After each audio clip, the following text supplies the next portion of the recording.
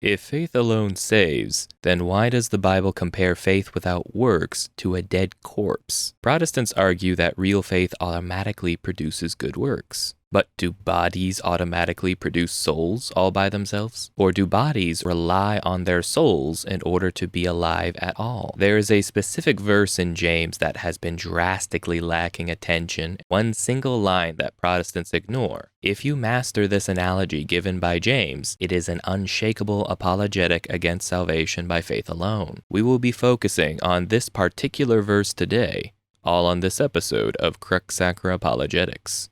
Now, you may be wondering what this supposed analogy is, but some of you may have already be ahead of the curve. When people usually reference James 2 in concerns to salvation, James 2:24 almost always comes up. You see that a person is justified by works and not by faith alone. I have heard testimonies where this was a big eye-opener for many when converting. However, why doesn't it resonate with more people? Oftentimes, pastors will say when James says justify, he doesn't mean justify in a salvific sense. Therefore, works are not needed for salvation. However, we can really see that this passage is in the context of salvation. James 2:14 says, "What good is it, my brothers and sisters, if you say you have faith but do not have works? Can faith save you?" So this proposition comes up as a question about salvation and if faith alone is sufficient for it, to which James ends up answering his question, James 2:17. So faith by itself, if it has no works, is dead. So a lot of verses are given plenty of focus in this debate. I've even talked about an underrated verse, James 2:22, in a previous video. But where that one is mostly overlooked, this new verse is flat out brushed over, ignored, and it feels like this topic is feared. I have not found a satisfactory explanation for this one in support of sola fide. This analogy is going to be found in none other than James 2:26, the last verse in the infamous chapter. We read, "For just as the body without the spirit is dead, so faith without works is also dead."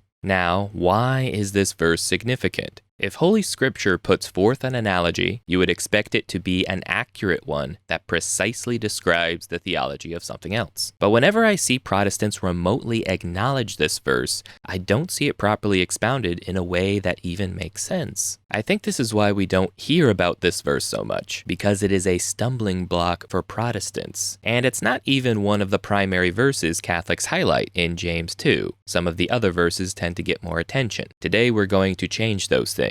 We're going to bring this verse some more focus today, to package it in a way that hopefully makes it a more commonly cited argument, and to emphasize on it enough so there is no room for distortion. This analogy is only one verse long, so unlike the parables of Jesus, we actually don't have a lot to focus on contextually. All we have to do is think about the very simple premise stated that a body without the spirit is dead, so faith needs works or else it is also dead. So what else is there to extrapolate from this? The meaning of this analogy becomes powerful when you contrast it to the Protestant message. Their claim is that faith alone saves. But that's not to say that evil people go to heaven. They will claim that someone's faith will naturally produce good works, so that is why faith alone is needed, but it will never belong to someone who doesn't give rise to good works. Despite these claims, James denies all of this with a single verse at the end of this chapter. Instead of works being produced by faith, we have works giving life to faith. Works are to faith as the spirit is to the body. That is the analogy we're dealing with here. That is why this verse is so powerful. The whole idea that faith will naturally give rise to works is directly contradicted by this analogy. Faith is a corpse without good works, and it has good works to thank for its status of being alive. So this is why I'm calling this verse feared. No, not because Protestants tremble at the sight of Scripture or anything like that. I don't mean to cause any ad hominem attacks. But there is a tremendous lack of exposition on this verse, and this is one Protestants are going to have to explain if they want to justifiably preserve their doctrine of sola fide. This isn't the most ignored verse in James that I think is significant. Because it puts forth a visual analogy, it's actually rather hard to miss. But because it stands out like a sore thumb at the end of this very controversial chapter, I will often see Protestant pastors, preachers, and evangelists try to make some sort of closing remark about it to spin it as being in favor of the idea that we are saved by faith alone, but they don't tend to land, and we're going to find out why. we will be going over the 5 central Protestant defenses surrounding this verse that I've been able to find in order to see how the Protestant will likely interpret it. If all of these interpretations fall short, however, then we're only left with accepting the clear meaning of the passage without any contradictory nuance. That faith relies on works to be alive, just as the body relies on the spirit to be alive. This notion would disprove sola fide if accepted. So, we'll begin. Interpretation number 1, the gives rise to the soul theory. This is the one I have surprisingly heard most often among Protestants, reconciling how works can be to faith as the soul is to the body. They will sometimes explain how we all know how faith gives rise to works, just as the body gives rise to the soul.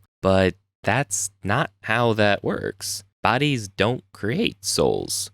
There is no way you can interpret that to be correct. This explanation is often shoehorned because Protestants often have to affirm that faith creates works, because there is no universe where bodies create souls. Therefore, this counter-argument is not an adequate explanation for the relationship between faith and works, because whatever it is analogous to the relationship between a body and the soul. The physical doesn't give rise to the spiritual, but the spiritual brings the physical into life, which, however, brings us into our next interpretation. Interpretation number 2, the made more alive theory. This attempt at an explanation goes by a different route, saying how bodies are alive without souls, but bodies that have a soul are made more alive by it. Therefore, they can manage the analogy as relative to faith, saying that faith is alive all by itself, but once it has works, it makes the faith more alive. However, this also doesn't explain the relationship between a body and a soul. A body without a soul is dead, not simply less alive, but still alive in some way. For just as the body without the spirit is dead, the exact specifics of this verse teaches the lesson that faith is not enhanced by works. It is dead without works. There is no way we can interpret this to say that a body without a soul is still alive, but less alive than it would have been, because James directly contradicts that notion through this analogy. Interpretation number 3, the sign of life theory. This view claims that works are the signs that the faith is alive, sometimes explaining that a heart that pumps blood is a sign that the heart is alive, but the pumping of the blood doesn't make the heart alive. Therefore, works do not make faith alive, but works are the sign that their faith is alive, which is perfectly in line with Protestant doctrine. But did you catch the fallacy? This explanation ignores again what the verse says. For just as the body without the spirit is dead, so faith without works is also dead.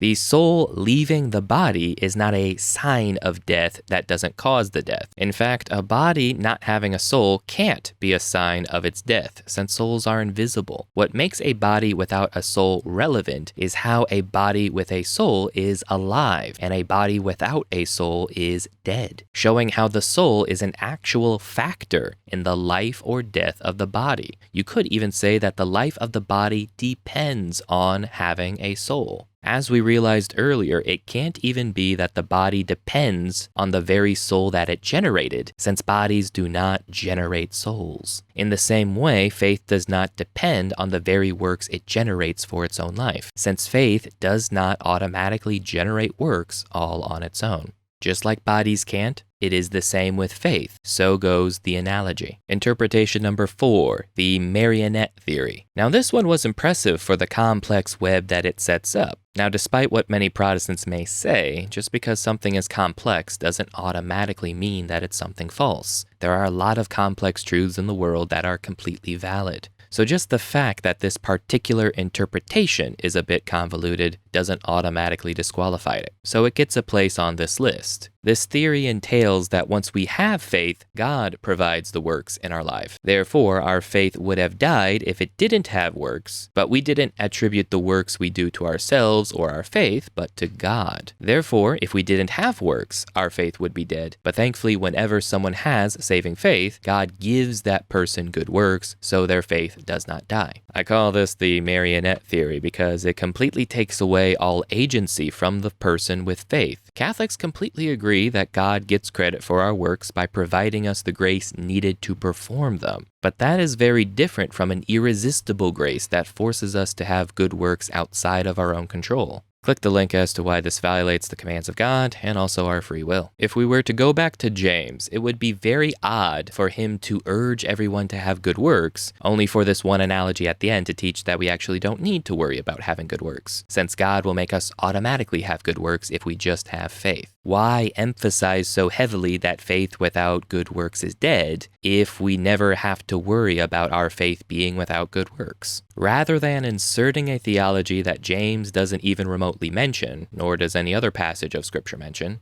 what would be better is if we read this passage for what it says and accept it as truth. Interpretation number 5, the Spirit of God theory. This is almost an honorable mention because I find it even more disconnected from the passage and even more convoluted than the others. It claims that the body without the Spirit actually refers to a person without the Holy Spirit. Therefore, we are spiritually dead without the Holy Spirit within us, giving credit to God and none to ourselves in that way, which would be good for the Protestant side if it actually made sense. So if the body actually means a person and the Spirit actually means the Holy Spirit, then that means that the person corresponds to faith and the works correspond to the Holy Spirit. So what becomes of this teaching then? That we are helpless and useless without the Holy Spirit, our God, which makes faith helpless and useless without works, acting like a God unto faith? I don't know. So in trying to replace terms with different meanings, it ends up making the lesson it's supposed to teach incoherent.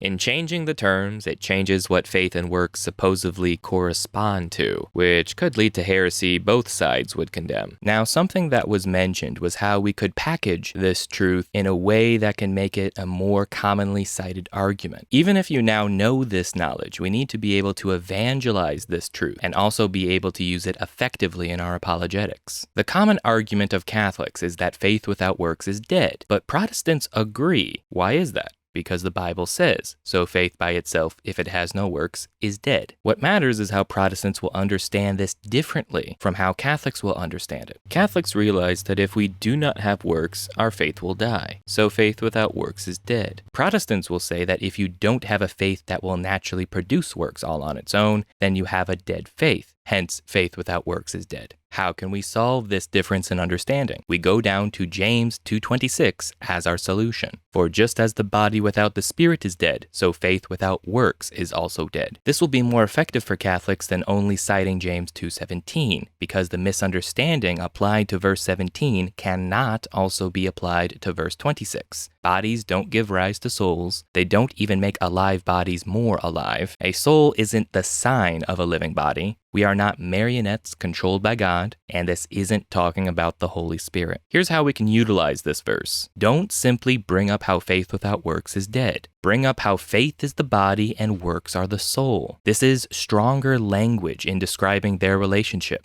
a description that is 100% scriptural. I look forward to how this may empower you all in your apologetic ventures. In conclusion, we will have this reflection question. How is faith and works comparable to the relationship between a body and its soul? What we cannot say is just to go to other passages of Scripture and to ignore this particular passage. Any verse we cite is all part of the same Bible. And if you bring an interpretation of Scripture that makes this verse in James incomprehensible, then this verse shouldn't be ignored any longer, but it is those interpretations of Scripture that should be rejected. Even if we may have biases and attachments and histories with certain ways at looking at the Bible, if we find passages of Scripture, like James 2:26, completely incompatible with our way of viewing theology, it is not this passage in Scripture that should be thrown out. It should be the theology that is hindering us from the truth.